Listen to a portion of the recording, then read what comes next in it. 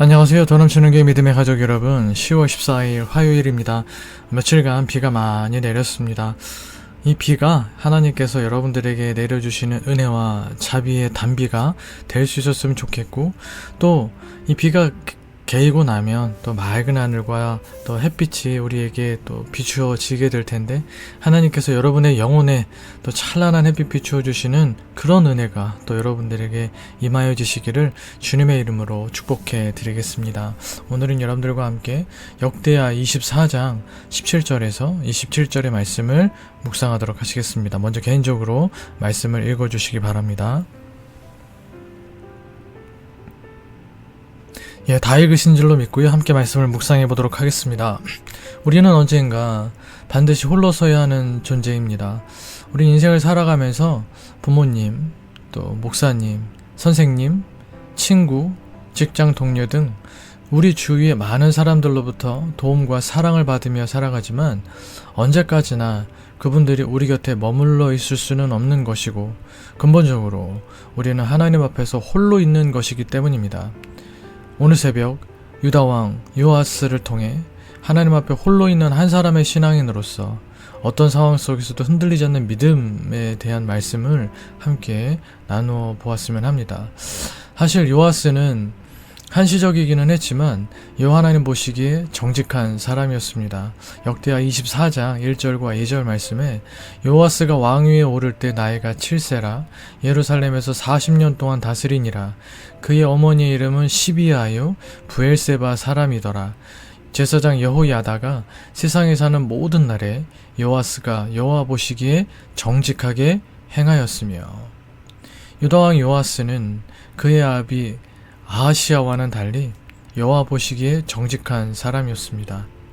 그러나 그는 제사장 여호야다가 세상에 사는 모든 날 동안에만 정직했습니다.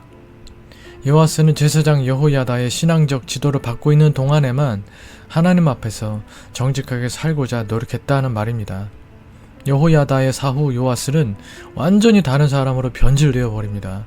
그 이야기가 오늘 본문의 말씀입니다. 17절에서 19절, 여호야다가 죽은 후에 유다 방백들이 와서 왕에게 절하매 왕이 그들의 말을 듣고 그의 조상들의 하나님 여호와의 전을 버리고 아세라 목상과 우상을 섬겼으므로 그 죄로 말미암아 진노가 유다와 예루살렘에 임하니라. 그러나 여호와께서 그들에게 선지자를 보내사 다시 여호와에게로 돌아오게 하려 하심에 선지자들이 그들에게 경고하였으나 듣지 아니하니라.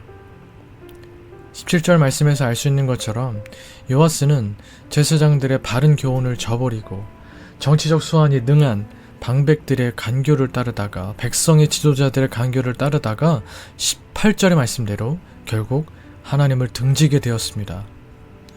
이런 요아스에게서 그의 선조인 유다왕 르호보암을 연상하게 됩니다. 열왕기상 12장 8절 그리고 역대하 10장 8절 말씀에 보면 왕이 원로들의 가르침을 버리고 자기 앞에 모셔있는 자기와 함께 자라난 어린 사람들과 의논하였다라고 기록하고 있습니다. 르호보암과 요아스 두 사람 모두 왜 이런 선택을 했을까요? 그들은 왜 바른 교훈을 버리고 바른 교훈과 진리에서 돌이켜 간교를, 악을 따르게 된 것일까요? 디모데후서 4장 3절 4절, 때가 이르리니 사람이 바른 교훈을 받지 아니하며 귀가 가려워서 자기의 사역을 따를 스승을 많이 두고 또 그 귀를 진리에서 돌이켜 허탄한 이야기를 따르리라. 바른 교훈을 버리고 바른 교훈과 진리에서 돌이켜 간교를 따르게 된 첫 번째 원인은 이 디모데후서 4장 3절로 4절 말씀에서 사도 바울을 통해 하나님께서 말씀해 주시는 것처럼 자기의 사욕을 채워줄 스승을 많이 두고자 했기 때문입니다. 자신이 듣고 싶어하는 말을 해주는 사람들의 의견만을 중용한 것이죠. 이런 표현이 좀 과격하게 들리실지 모르겠지만 이게 망하는 길로 가는 지름길입니다. 힘들고 어렵더라도 내 생각과 마음에 맞지 않더라도 올바른 교훈을 분별하여 따르는 지혜와 결단이 있어야 되는 것입니다. 디모데후서 2장 15절, 너는 진리의 말씀을 옳게 분별하며 부끄러울 것이 없는 일꾼으로 인정된 자로 자신을 하나님 앞에 드리기를 힘쓰라. 진리의 말씀, 올바른 교훈을 잘 분별하여 자신을 하나님 앞에 부끄러울 것이 없는 일꾼으로, 칭찬받는 일꾼으로 세우시고 들이시는 여러분 다 되실 수 있기를 주님의 이름으로 축복해 드리겠습니다. 바른 교훈을 버리고 바른 교훈과 진리에서 돌이켜 간교를 따르게 된, 악을 따르게 된 두 번째 원인은 여호야다의 교훈을 받는 동안 제대로 홀로 서기를 하지 못했기 때문입니다. 말씀드렸던 대로 요아스는 여호야다 생전에는 선정을 펼쳤지만 여호야다가 죽은 후에는 제사장들의 교훈을 버리고 정치적 수완이 능한 백성의 지도자들의 간교를 따르다가 결국 여호야다의 아들 제사장 스가랴까지 성전 뜰 안에서 죽이는 무서운 폭군이 되어버렸습니다. 자기에게 은혜를 베풀어준 인물인 이 여호야다가 죽자마자 악한 자들의 말을 따르다가 자신을 살려준 여호야다의 아들을 그것도 성전 뜰 안에서 죽인 것이죠. 요아스에게 더없이 훌륭한 영적인 스승이자 멘토였던 여호야다를 보면서도 여호야다는 하나님의 말씀을 제대로 배우고 확신한 바에 거하지 못했습니다. 영적 스승들이 잘 가르쳤을 수는 있겠으나 정작 배운 대로 살아가는 것은 자신의 의지와 결단의 문제인 것인데, 요아스는 여호야다라는 위대한 스승을 바라보며 하나님 앞에서 살아가는 법을 배웠지만 스스로의 결단과 의지가 요구되는 실천의 문제에 있어서 그 모든 가르침을 경히 여기고 자신의 판단과 욕구에 따라 행동했던 것입니다. 그게 그래도 여호야다가 살아있을 동안에는 여호야다에 의하여 어느 정도 컨트롤이 되었던 것인데, 여호야다가 죽은 후에는 요아스는 정말 내 세상이 왔다 생각하고 더 이상 스승이 가르쳤던 그 하나님의 법을 떠나 그냥 자기가 원하는 대로 자기 마음과 감정과 육체가 시키는 대로 따라 행동하며 살았다는 것입니다. 이거는 신앙의 문제이기도 하지만 한편으로는 또 의리의 문제이기도 한 것입니다. 그를 위하여 그를 살려낼 때부터 일평생 기도했을 여호야다입니다. 하나님과의 관계도 관계이지만 자기 영적 스승과의 관계도 대단히 중요한 법인데, 영적 스승이 세상을 떠났다고 해서 영적 스승과의 의리를 완전히 저버리고 영적 스승을 떠나버린 것뿐만 아니라 영적 스승의 아들까지 죽이고 자기는 자기가 원하는 대로만 나아갔던 그 모습에서 우리는 참으로 참담함을, 안타까움을 느끼지 않을 수가 없는 것입니다. 사랑하는 성도 여러분, 하나님의 말씀을 부지런히 잘 배우고 계십니까? 부지런히 잘 배우시기 바랍니다. 비록 요아스의 실패의 이야기를 하고 있지만 어찌되었든 간에 우선은 하나님의 말씀을 열심히 배워야 합니다. 하나님의 말씀을 배우고 믿음 안에서 사는 것이 어떤 것인지 열심히 배워야 합니다. 그리고 배우고 깨닫게 해주신 것들에 대하여 우리 자신의 결단과 의지 가운데 삶의 실천으로 온전히 나아가야 합니다. 삶의 실천이라는 열매를 맺어야 한다는 말입니다. 혹 성령으로 시작했다가 육체로 마치는 불행한 일이 우리 인생 가운데 펼쳐져서는 안 되는 것입니다. 영적 스승이 곁에 계셔서 붙잡아 주시면 수월할 수는 있겠으나 그런 분들이 계시지 않는다고 해서 흔들리거나 변질되는 믿음의 삶을 살아서는 안 되는 것입니다. 사랑하는 믿음의 가족 여러분, 우리는 어찌하든지 흔들리지 않는 믿음, 뿌리 깊은 신앙을 소유해야 합니다. 골로새서 2장 6절로 7절, 그러므로 너희가 그리스도 예수를 주로 받았으나 그 안에서 행하되 그 안에 뿌리를 박으며 세움을 받아 교훈을 받은 대로 믿음에 굳게 서서 감사함을 넘치게 하라.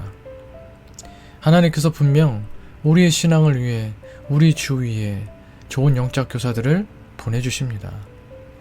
하지만 영적인 교사는 단지 우리가 잘 성장해 가도록 곁에서 돕고 앞에서 이끌어 주시는 분들이시지 우리 인생을 대신 사시는 분들은 아닌 것입니다. 그러므로 우리는 그분들이 우리 곁에 있을 동안에 그분들을 통하여 신앙을 성장시켜 나가고 믿음의 뿌리, 신앙의 뿌리를 제대로 깊이 내려야 하는 것입니다.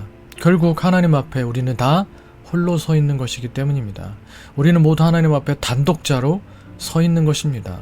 내 부모님이 나랑 가장 친한 친구가 하나님 앞에 바로 서 있다고 해서 내가 바로 서 있는 게 아닙니다. 내가 바로 하나님 앞에 서야 하는 것입니다. 우리 부모님이 구원받으셨다고 해서 내가 구원받는 것이 아닙니다.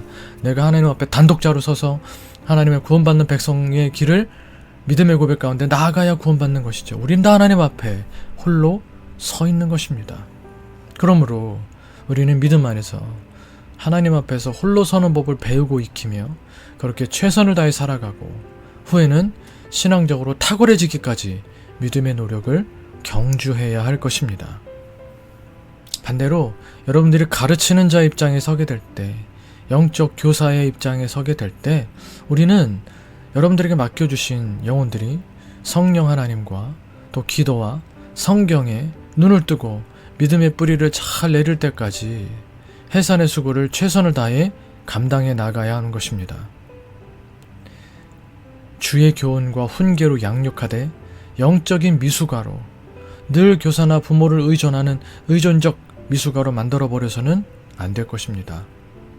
자기 스스로 성장해 나아갈 수 있도록 또 성장이 가되 항상 그리스도에게로 초점을 맞추어 그리스도에게 중심을 두고 그의 삶을 살아나아갈 수 있도록 해주어야 합니다. 그래서 결국 예수 그리스도 앞에 온전해지기까지 나아갈 수 있도록 우리는 잘 도와야 합니다. 이 사명 잘 감당하셔서 여러분들의 믿음이 더욱더 훌륭해지고 성숙되어 가는 것뿐만 아니라 여러분들을 통해 훌륭한 믿음의 사람들, 훌륭한 영적 거장들이 많이 배출될 수 있기를 간절히 소망합니다. 그렇게 하나님 앞에 배우는 자로 또 그렇게 여러분들이 하나님께서 보내시는 교사로서 귀하게 여러분들의 인생을 잘 살아내실 수 있기를 주님의 이름으로 축복해 드리겠습니다. 함께 기도하시겠습니다. 기도하실 때 오늘 나누었던 말씀들을 여러분 기억하시면서 우리가 하나님 앞에 늘 바른 교훈 또 바른 진리를 잘 마음에 새기고 정말로 신앙대로 믿음 안에서 말씀 안에서 올바른 시절을 잘 해가는 그런 사람으로 살 수 있기를 주님 앞에 다시 한번 다짐하시고 또 여러분들에게 보내주신 영적인 교사들을 위하여서 목회자를 위하여서 또 여러분들이 언젠가 그렇게 영적 교사로 서게 될 때 여러분들이 또 귀하게 쓰임받게 될 수 있기를 그렇게 잘 훈련되어가는 여러분 자신이 될 수 있기를 위하여 기도하시고 교회를 위해서 좀 전에도 말씀드렸지만 부족한 저를 위해서 또 여러분들의 개인적인 기도 제목도 위해서 기도하시다가 자유롭게 일상을 시작하실 수 있는 이 아침 되시기를 바라겠습니다. 함께 기도하시겠습니다.